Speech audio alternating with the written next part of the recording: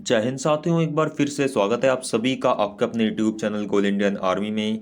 साथियों, जैसा कि आप सभी जानते हैं कि हमने सीआरपीएफ के ऊपर एक वीडियो बनाई थी, जो कि सीआरपीएफ यानी कि central reserve police force vacancy के ऊपर हमने आपको जानकारी दी थी।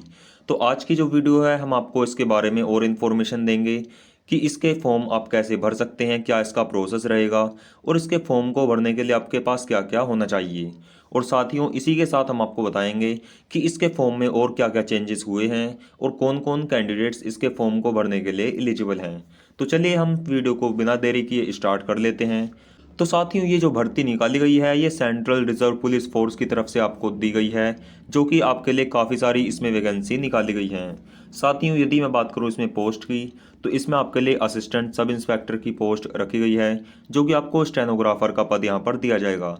और जो सेकंड है वो है हेड कांस्टेबल मिनिस्ट्रियल, यानी कि जो दोनों ही पद हैं ये आपको मिनिस्ट्रियल यानी कि ऑफिस के अंदर आपको यहाँ पर जॉब रहने वाली है। डिपार्टमेंटल जॉब आपको ये दी जा रही है, जो कि आपकी सीआरपीएफ के अंदर आपकी ये रहने वाली है। तो आपके लिए काफ़ी अच्छी बात रहने वाली है। इसमें यदि मैं बात करूँ एज लिमिट की, कि इसमें जो आपकी एज है वो कितनी होनी चाहिए। आपकी जो मिनिमम एज है वो आपकी 18 से लेकर 25 साल के बीच में होनी चाहिए। यानी कि जो आपकी डेट ऑफ बर्थ है वो आपकी 26 जनवरी 1998 से लेकर 25 जनवरी 2005 के बीच होनी चाहिए। यदि इन डेट के बीच में आपकी डेट ऑफ बर्थ है तो साथियों, आप इसके फॉर्म को भरने के लिए योग्य यहाँ पर माने जाएंगे, तो आप इसके फॉर्म को भर सकते हैं। तो ये इसका पूरा एज क्राइटेरिया रहने वाला है। यदि मैं बात करूँ इसमें एजुकेशन क्वालिफिकेशन यानी कि इसमें योग्यता की, तो इसमें जो योग्यता है वो आपकी 12th पास मांगी गई है। यदि आपने किसी भी रिकॉग्नाइज बोर्ड से किसी भी स्ट्रीम से 12th पास कर रखी है, यानी कि यदि आप 12वीं पास हैं, तो आप इसके फॉर्म को भर सकते हैं। आपको इसके फॉर्म को भरने में कोई भी दिक्कत नहीं होगी। और इसके जो फॉर्म की डेट है वो भी आप यहाँ पर देख पा रहे होंगे, 4 जनवरी 2023 से इसके फॉर्म स्टार्ट हो चुके हैं। तो आप इसके फॉर्म को अब भर दीजिए, क्योंकि बाद में इसकी साइट बिजी हो जाती है, तो आप शुरू में ही इसके फॉर्म को अप्लाई कर दीजिए। इसके जो डॉक्यूमेंट्स हैं वो भी मैं आपको आगे बताऊंगा कि इसके फॉर्म को आप कैसे भर सकते हैं। साथियों, इसकी डेट मैंने आपको बता ही दी है। यदि मैं बात करूं इसके एग्जामिनेशन डेट की, तो इसका जो एग्जामिनेशन डेट है वो आपकी 22 से 28 फरवरी रखी गई है। आप यहाँ पर देख पा रहे होंगे, पूरी डेट यहाँ पर दी गई है। आपके जो एडमिट कार्ड हैं वो आपके 15 फरवरी 2023 को आ जाएंगे और 22 से 28 फरवरी को आपका इसका एग्ज़ाम कंडक्ट करा लिया जाएगा। ऑल ओवर इंडिया के अंदर अलग अलग जगह पर इसका एग्ज़ाम होगा, तो 22 से 28 फरवरी के बीच में आपका एग्ज़ाम इसमें हो जाएगा। इसके बाद यदि मैं बात करूं इसके पदों की संख्या यानी कि वैकेंसीज़ की, तो वैकेंसी भी आप यहां पर देख सकते हैं। असिस्टेंट सब इंस्पेक्टर की यहां पर आपके लिए 143 वैकेंसी हैं और हेड कांस्टेबल मिनिस्ट्रियल की यहां पर 1315 पद रखे गए हैं। तो ये आपकी वैकेंसीज़ में रहने वाली हैं। और सबसे अच्छी बात यह है कि इसमें मेल और फीमेल दोनों ही अप्लाई कर सकते हैं, यानी कि इसमें मेल और फीमेल दोनों के लिए ही यहाँ पर वैकेंसी रखी गई हैं। तो साथियों, यदि आप महिला हैं या फिर पुरुष हैं, आप दोनों ही इसके फॉर्म को भर के इसकी तैयारी शुरू कर दीजिए। और सबसे अच्छी बात इसके फिजिकल की है कि इसके फिजिकल में भी आपसे ज़्यादा कुछ नहीं करवाया जाएगा। इसके बाद यदि मैं बात करूँ इसमें एज में रिलैक्सेशन की, तो इसमें एससी और एसटी कैंडिडेट्स को 5 साल की छूट दी जाएगी। ओबीसी कैंडिडेट को 3 साल की इसमें छूट दी जाएगी। और यदि आप और स्पेशलाइज्ड कैटेगरी से बिलोंग करते हैं या फिर हिल एरिया से बिलोंग करते हैं, तो भी आपको इसमें अलग अलग यहाँ पर रिलैक्सेशन दिए गए हैं, जो कि इसकी कंप्लीट इन्फॉर्मेशन आप इसके नोटिफिकेशन में देख सकते हैं। साथियों, इसका लिंक भी आपको हमारे डिस्क्रिप्शन में मिल जाएगा, तो आप वहाँ से इसके नोटिफिकेशन को भी डाउनलोड कर पाएंगे। इसके बाद यदि मैं बात करूँ इसके आगे नेक्स्ट सिलेक्शन प्रोसेस की, कि इसके प्रोसीजर में आपको क्या क्या करना होगा, तो सबसे पहले आपको इसके फॉर्म को अप्लाई करना होगा। इसके जो फॉर्म की डेट है वो 4 जनवरी 2023 से लेकर 25 जनवरी 2023 तक रहने वाली है। तो 20 दिन के अंदर अंदर इसके फॉर्म को अप्लाई करना होगा।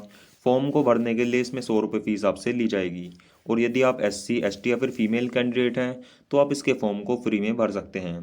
तो ये भी आपके लिए इसमें काफ़ी अच्छी बात रहने वाली है। यदि मैं बात करूँ इसके एग्जामिनेशन सेंटर की, कि जो इसका ऑनलाइन टेस्ट होगा वो आपका कहाँ पर होगा, तो अपने रीजन के हिसाब से, अपने स्टेट के हिसाब से आप अपने सेंटर भी देख सकते हैं। आप इस वीडियो को रोककर इसका स्क्रीनशॉट भी ले सकते हैं। जिस भी डिस्ट्रिक्ट में आप बिलोंग करते हैं, तो आप यहाँ पर देख सकते हैं क्या उस डिस्ट्रिक्ट में आपका सेंटर रखा गया है या फिर नहीं, या फिर उसके आसपास जो भी सेंटर होगा वहाँ पर आपको एग्ज़ाम देने जाना होगा। तो यहाँ पर काफ़ी सारे स्टेट के अंदर काफ़ी सारे डिस्ट्रिक्ट सेंटर बनाए गए हैं, तो आपको वहाँ पर एग्ज़ाम देने अपना जाना होगा। इसके बाद यदि मैं बात करूँ इसके सिलेबस की, तो इसका जो सिलेबस है उसमें आप यहाँ पर देख सकते हैं टोटल आपके 100 क्वेश्चन इसमें पूछे जाएंगे। और वे जो 100 क्वेश्चन हैं वे आपके 4 भाग में डिवाइड रहेंगे। यानी कि सबसे पहला हिंदी या फिर इंग्लिश लैंग्वेज का होगा, दूसरा आपका जनरल एप्टीट्यूड का, थर्ड आपका यहाँ पर जनरल इंटेलिजेंस और फोर्थ आपका क्वांटिटेटिव एप्टीट्यूड। ये इन सभी से आपके 25-25 क्वेश्चन पूछे जाएंगे जो कि आपको 90 मिनट में करने होंगे, यानी कि 1.5 घंटे में आपको 100 क्वेश्चन कंप्लीट करने हैं। और ये सभी क्वेश्चन आपके ऑब्जेक्टिव टाइप रहेंगे और हिंदी और इंग्लिश दोनों ही लैंग्वेज में क्वेश्चन आएंगे, तो इसलिए लैंग्वेज से भी घबराने वाली कोई भी ज़रूरत नहीं है। और इसी के साथ इसमें आपकी नेगेटिव मार्किंग यानी कि 1/4 की नेगेटिव मार्किंग भी रहेगी। तो यदि आपका आंसर गलत होता है तो आपके नंबर भी काट लिए जाएंगे। तो इसलिए आपको इसकी तैयारी सही से करनी है जिससे कि आप इसमें सिलेक्शन ले सकें। जब आपका इसमें एग्जामिनेशन हो जाएगा तो आपका इसमें स्किल टेस्ट होगा। स्किल टेस्ट में आपकी टाइपिंग टेस्ट और आपका शॉर्ट हैंड यानी कि स्टेनोग्राफी यहाँ पर चेक की जाएगी। तो शॉर्ट हैंड या फिर टाइपिंग आपको इसमें सीखनी होगी। यदि आपने अभी तक नहीं सीखी है तो आप इसकी तैयारी भी कर लीजिए, क्योंकि एग्ज़ाम काफ़ी नज़दीक है तो आपको इसमें भी दिक्कत नहीं होनी चाहिए। जब आपका इसमें स्किल टेस्ट कंप्लीट हो जाएगा तो देन आपका इसमें फ़िज़िकल टेस्ट के लिए आपको बुलाया जाएगा। फ़िज़िकल टेस्ट का आपके एडमिट कार्ड जारी कर दिए जाएंगे जिसमें आपका हाइट और वेट और चेस्ट का चेकअप मेज़र किया जाएगा। ये 3 चीज़ें आपकी वहाँ पर मेज़रमेंट होगा। यदि मैं हाइट की बात करूँ तो मेल कैंडिडेट की हाइट 165 सेंटीमीटर होनी चाहिए, उनकी जो चेस्ट है वो 77 सेंटीमीटर और मैक्सिमम आपकी 82 सेंटीमीटर होने चाहिए, यानी कि 5 सेंटीमीटर का उसमें एक्सपेंशन होना चाहिए। और यदि आप हिल एरिया से बिलोंग करते हैं तो आपकी जो हाइट है वो मेल कैंडिडेट की 162.5 सेंटीमीटर और चेस्ट आपकी सेम ही यहाँ पर रखी गई है। और यदि आप एसटी से बिलोंग करते हैं तो भी आपकी हाइट 162.5 सेंटीमीटर यहाँ पर मांगी गई है। इसके बाद यदि आप फीमेल कैंडिडेट हैं जनरल की तो आपकी 155 सेंटीमीटर हाइट होनी चाहिए।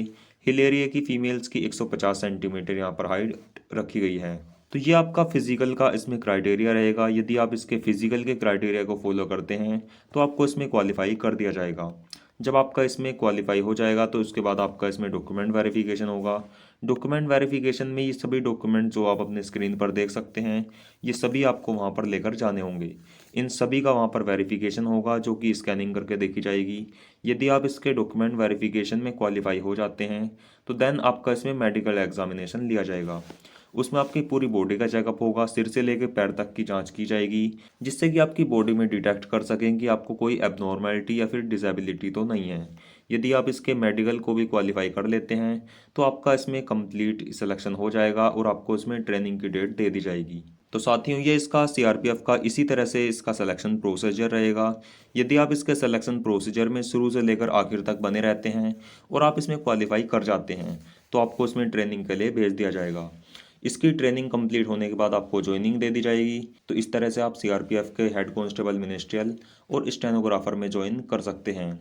साथियों इससे रिलेटेड अगर आपका कोई भी डाउट हो हमें कमेंट बॉक्स में ज़रूर पूछिएगा और इसको अप्लाई करने का लिंक भी आपको हमारे डिस्क्रिप्शन में मिल जाएगा।